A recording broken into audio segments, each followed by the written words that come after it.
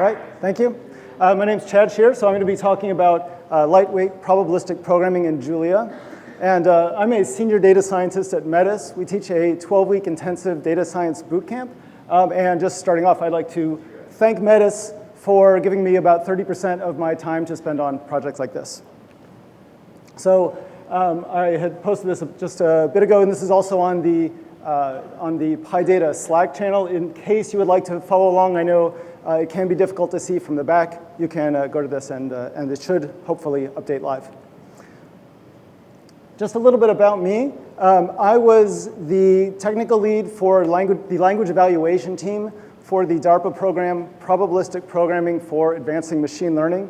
And I have a few workshop publications along those lines. One of these was before I took that role, and the last two were at the very end when we had some funding to do some independent development. And if you have the slides, these are also links in case any of that work is interesting to you. So let's talk about making rational decisions. This is a big motivation for Bayesian analysis and in turn probabilistic programming in general. So we want to be able to get to rational decisions, but there's always some uncertainty involved in our data. So we need to have some way to manage that uncertainty. And a good foundational framework for managing uncertainty comes from Bayesian analysis. It turns out that a lot of the mechanics of Bayesian analysis can be pushed to a compiler, and that's exactly the idea of probabilistic programming. So we write a model at a relatively high level. The compiler takes care of a lot of the nuts and bolts of turning this into code that then executes to give us the inference methods. So there are a couple of different places that are kind of sweet spots for probabilistic programming. One of them is any case where you need to really be able to manage risk. Uncertainty is a big deal when it comes in the form of risk. And in particular, medicine, finance, and insurance all have a big role in this. And the second is anytime you have some kind of custom modeling that you would like to be able to do. So if you have any kind of maybe you have a physical system where you understand how the physics behave, something similar in terms of economics. You may also have hypothesis testing where you're doing a hypothesis test against two generative approaches. And just in general, modeling as a simulation is something that's really well suited to estimation and inference in terms of probabilistic programming. In case you've ever seen any systems in probabilistic programming, these are maybe some of the better known systems that people use quite a bit. Stan over here is a system that's written in C++ and you write models in the form of a custom standalone language that are then compiled into C++. The remainder of these, except Turing, all of them you write either C++ or typically there's a Python front end. So here's PyMC3 is a very popular one that I've done a lot of work in terms of my blog. A lot of the things I write about are in terms of PyMC3. Pyro is a relatively new development from Uber AI Labs. This is a probabilistic torch, and the black box or black cube is Edward. Tensorflow also recently built a Tensorflow Probability extension. So you can also do this actually directly in TensorFlow. And then finally, Turing.jl is another library with pretty similar syntax to what I'm going to show you, just a little bit different approach in terms of the back end. Okay, so there are a lot of applications of probabilistic programming. First, there are business applications. So this is an example from my blog. And in this case, we're trying to model the uncertainty involving the price elasticity of demand. So when the price of an item goes up, the demand goes down, but the question is at what rate? So we'd like to assign that elasticity some uncertainty, and then observe data, and then try to reason about it in a rational way.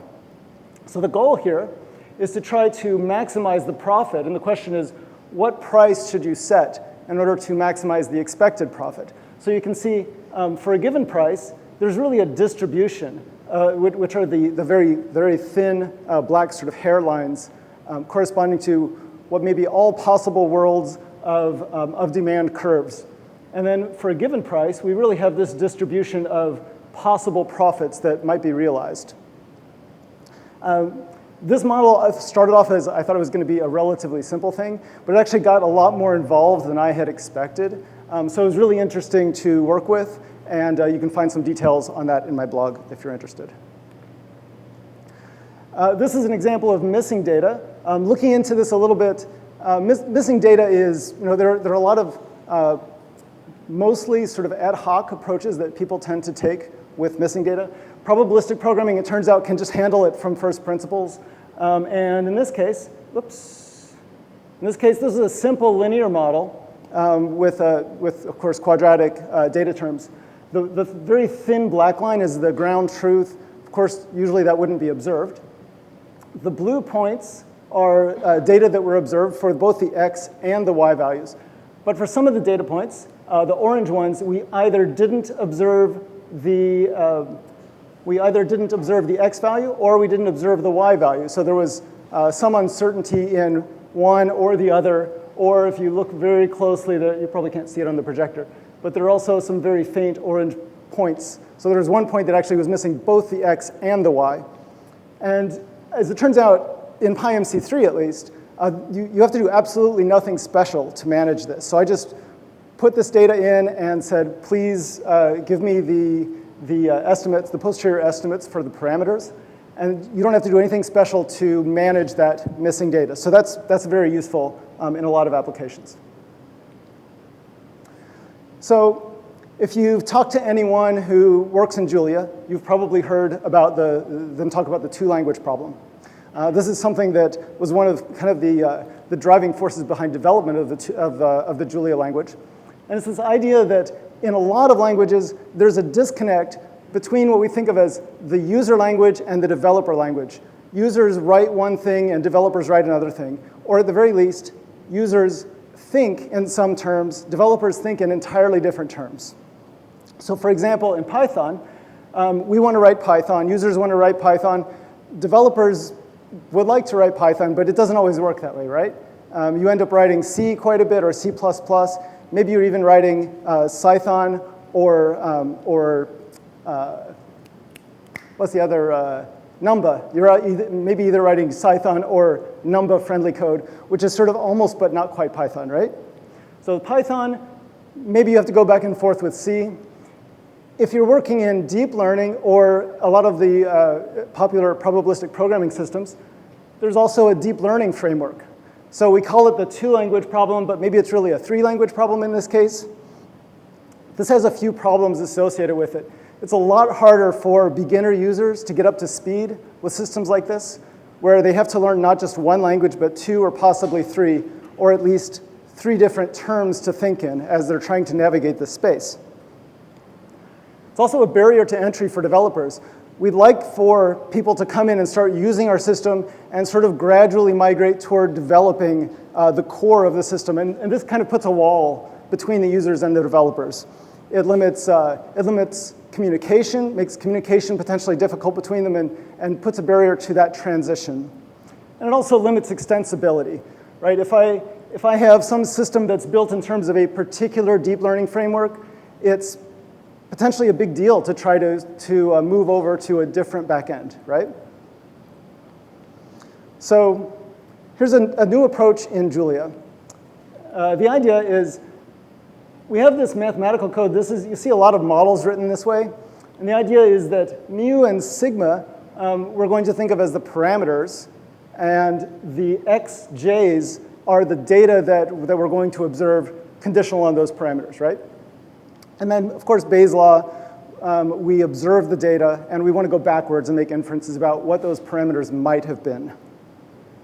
So let's call this tilde code, or the code that you'll see in a bit when we work in these terms. So then a model in this approach is what we can think of as a lossless data structure. So we should be able to move seamlessly between the raw code and the internal representation of the model. we can have combinators to transform the code before the compilation. So this makes it easy for beginners to see, okay, here's what I wrote, here's what I might have written, here are the kind of transformations that might be reasonable. Experts can code these things and apply them to beginners' code, and then beginners can start to level up and see how they might be writing models or how they might be thinking about things. So this has a few advantages. It's transparent. The code that we're working in is the same as, we're writing things in the same terms as what we initially write. So it's not like there's some magical compiler that takes our source code and turns it into something that we can't comprehend, right? It's also composable. Because I'm going between tilde code and tilde code, or between model and model, I can chain these things together arbitrarily. So that potentially makes things very powerful. You can think of this similar to how we chain together commands at the Unix command line prompt, right? And finally, it's back-end agnostic. So each of these transformations leaves us with still model or still tilde code. So I'm not married to a particular deep learning framework. I'm not married to a particular approach for the back end. So here's a simple, and there's no intrinsic overhead. So this was originally the title of my slide, but anytime we are taking a compiler-based approach, there's no real intrinsic overhead beyond what's dealt by the intermediate representation, right? So here there really is no intermediate representation. It's very front-end oriented, but we can still have these transformations. So this approach itself has no overhead, and really you're limited only by the models that you write and the back end, which the back ends are entirely independent, right? So if I write a back end and it's really awful, someone else can write a different back end and it can have there's no limitation on performance imposed from one back end to the next. So here's a really simple example of this. Here's the model that we looked at just a minute ago. So the theory says, if we want to get the posterior for mu and sigma conditional on some data x, that's going to be proportional to the prior distribution on mu and sigma times the likelihood, which is just the probability or the probability density of x given mu and sigma. So in Soss, the code that we write will look very similar to the original code that we would write just in a mathematical formulation. And if, for example, we apply the no U-turn sampler that was popularized in the Stan probabilistic programming language, we can very easily get to a set of samples. All right, so here are some simple model combinators. We can take a model that's written like this. Now this is not conditional on anything, right? This is just, if you sample from this, it will find the mu, the sigma, and the x. It will generate all three of those. But maybe I want to observe values statically. So in some cases, I may have a relatively small data set that I'd like to condition on. Or maybe my data gives me some structural information that I can base optimizations on from that point. Of course, in most cases, my data is too big to inline, so I can also do this dynamically, and I'm sorry for the glare. Hopefully, you can still read most of this. So if I say m:x, x is then interpreted as a symbol, and the only thing that changes is that it now becomes an argument in my model. Okay, so when I compile this to any of the backends, x will then be treated as data that's given in the input. Okay, whereas anything that hasn't been seen to this point, mu and sigma in this case, are treated as parameters to be inferred. Okay, let's look a little bit at composability. So here's something that we would like to be able to do. We can write a mixture model where we input x, just some data, and some components. Okay, so the components, abstractly, we can think of these as distributions. And maybe I have some weights that usually in a Bayesian context, we'd like the weights to take a Dirichlet prior. Okay, so you can think of this just like we're finding a random probability. And then my data just follows a mixture model with those components and the given weights. And and we have this IID combinator because there's not just one value for the x's, but there's however many we give to the input. Well, I could have my components be distributions, but in this framework, we can get to a point where we're actually providing models as inputs. Okay, so models and distributions should be interchangeable. So if I do this, then of course, this is the only change here is that I've given the components as a line in the resulting code.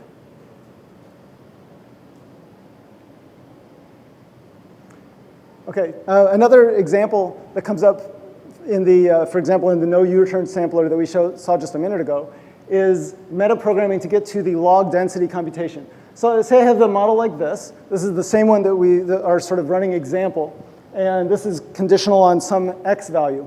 Well, what I'd like to be able to get to, is a computation that finds the log density for any given x input and any given parameters. Okay, so then I can use this, I can fix the data and sample over the different parameter values. So a program that does this might look like this. First, we set the log likelihood to 0, and then anytime we see some assignment, like this says I'm going to observe some mu value, some sigma value, some x value, we have to set that has to either come from the parameters or it has to come from the data. So here we can see mu comes from the parameters, sigma comes from the parameters, and x comes from the data.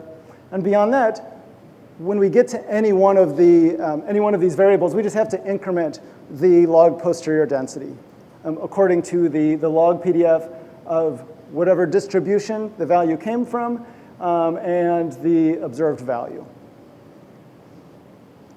Well, we didn't have to write this by hand. This is actually created by the compiler.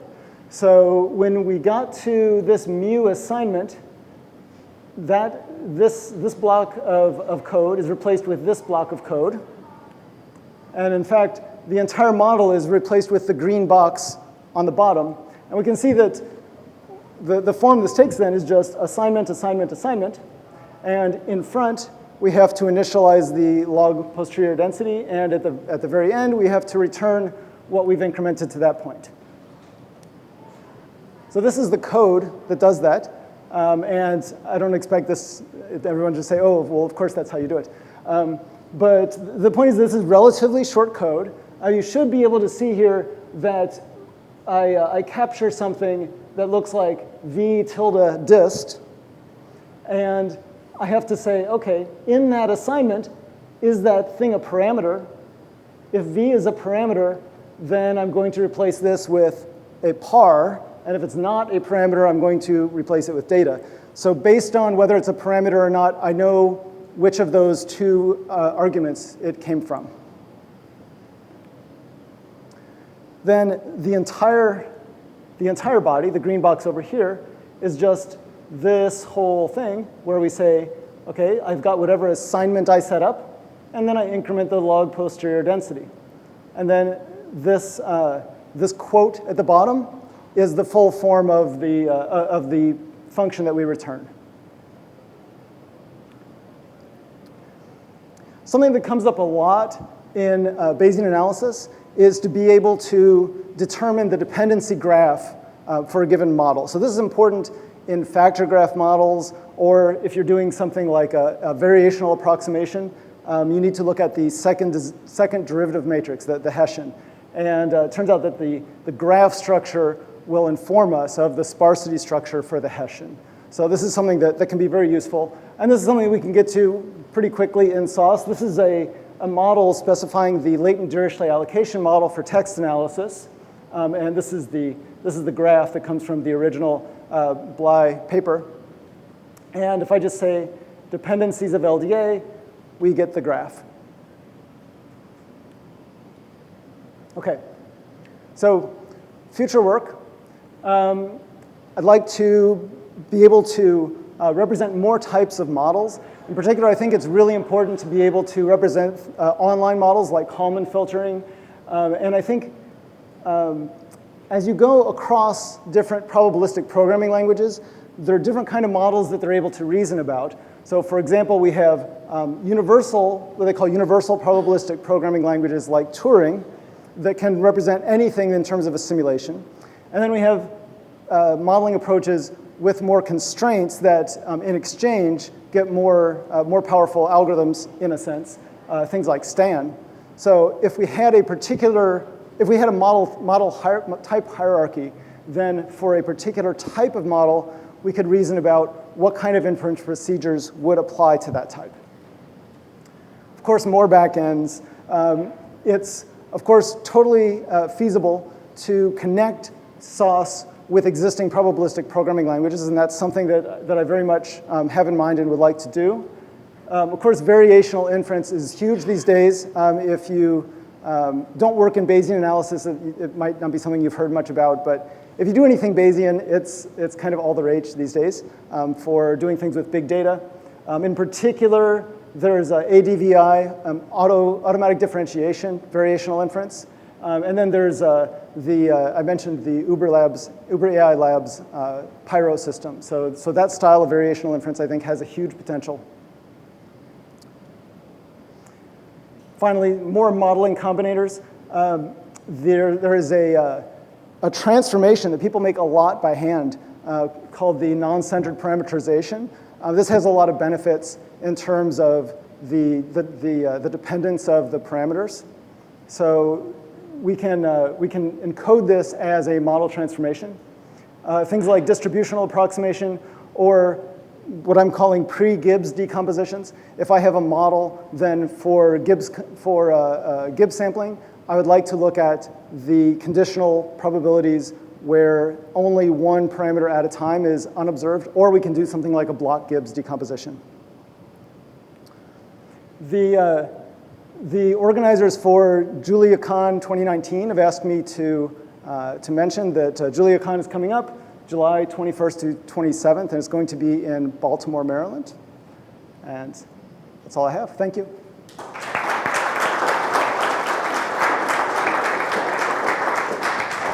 Thank you, Chad. Any questions? Any quick walkthroughs? Demo, example, just something like simulation for pricing? Oh, I've got my bank already, guys. So there's some very limited material on my, in the Soss GitHub repository.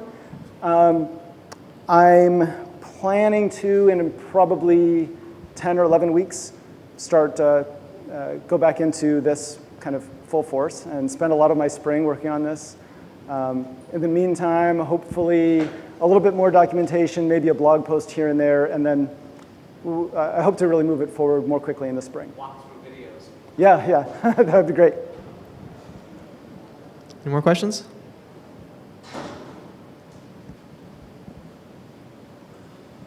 All right, thanks again, Chad. Okay, thank you.